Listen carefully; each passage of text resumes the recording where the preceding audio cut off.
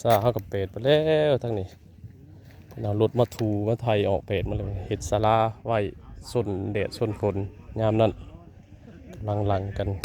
มา2 โมงแล้วมาทอดดุเก็บดุเก็บเดี่ยวใช่ไหมมาบอกมากล่าวเพื่อนให้เมื่อหับเอากองบุญที่ญาติพี่น้องสร้างไว้เนาะ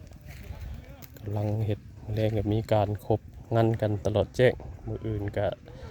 ตักบาตรถวายสังฆทานให้แด่พระสงฆ์สามเณรก็เป็นอันสิ้นสุดพิธีความเชื่อความถือแต่พ่อแม่เป็นพระเฮ็ดพระทำมาสอน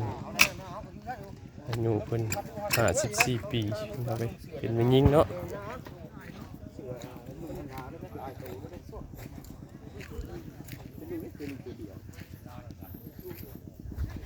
นี่ก็มีตู้อันเผามื้อนั้นอันนี้ท่านได้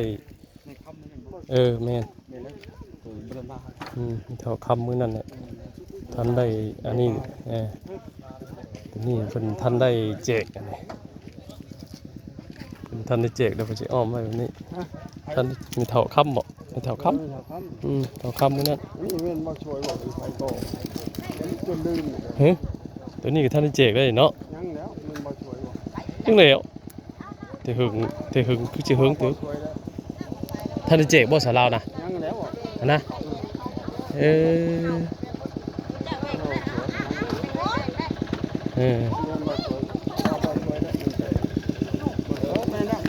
แม่นบ่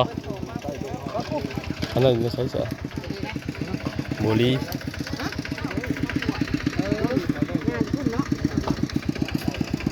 อันนั้นยังบุรีตัวบุรีอันนี้แจกแล้วถ้าแจกแล้วเพิ่นสิเอาเฮือนน้อยมาเฮ็ดแบบนี้ถ้าบ่แจกแล้วเพิ่นสิเอาสังกะสีมาครอบเมียนแบบนี้อันนี้ก็คือว่าเฮ็ดแจกแล้วเฮ็ดบุญเข้าแจกแล้วตัวนี้ยังตัวนี้ถ้ายังได้เพิ่นสิอ้อมไว้แบบนี้ท่านได้เก็บอยู่เอาหัวอ้อมไว้ลักษณะนี้แหละคือท่านได้แจก